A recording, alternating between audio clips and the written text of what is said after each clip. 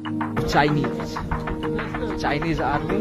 It was the international border, and the Indian army. They are coming.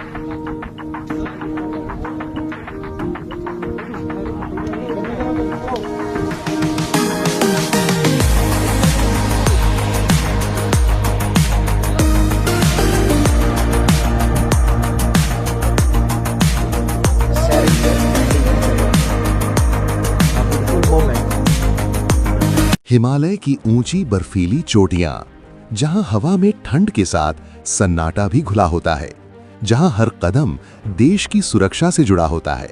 यही है नाथू ला पास, भारत और चीन के बीच एक संवेदनशील, ऐतिहासिक और रणनीतिक सीमा। ये इलाका सिर्फ एक बॉर्डर नहीं है, ये दो देशों के रिश्तों, तनाव और भरोसे का प्रतीक है। यहाँ तैनात सैनिक माइनस तापमान में कई महीनों तक अपने परिवार से दूर देश की रक्षा में डटे रहते हैं।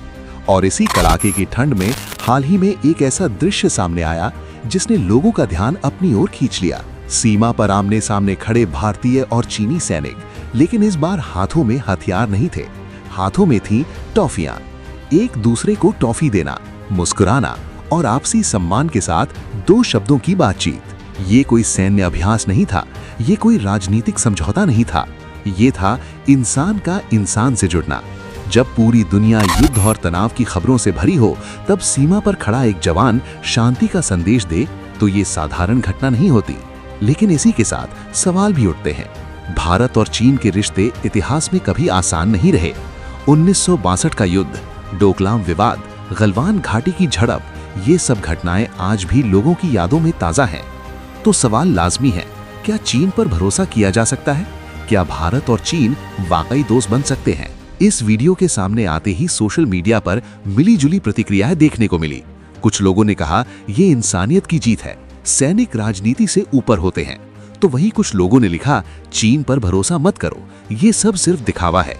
लेकिन एक सच्चाई इन बहसों से परे है। सीमा पर खड़ा सैनिक न नीति बनाता है, न कूटनीति तय करता है। वो सिर्फ अपने देश की रक्षा करता है और इंसान होना नहीं भूलता। कड़ाके की ठंड, ऑक्सीजन की कमी, हर पल खतरा। इन हालातों में एक छोटी सी टॉफी शायद दुनिया ना बदल पाए, लेकिन दिल जरूर छू जाती है। नाथू ला पास पर दिखा ये दृश्य हमें ये याद दिलाता है कि दुश्मनी सरकारों के बीच होती है, लेकिन इंसानियत किसी सीमा को नहीं मानती। भारत ने हमेशा शांति की राह को प्राथमिकता दी है, लेकिन जब बात देश की सुरक्षा की आती है तो भारत कभी समझौता नहीं करता। ये डॉक्यूमेंट्री किसी देश को सही या गलत ठहराने के लिए नहीं है, ये किसी राजनीतिक एजेंडे का हिस्सा नहीं है। ये कहानी है सीमा पर खड़े उस जवान की जो वर्दी के साथ दिल भी रखता है।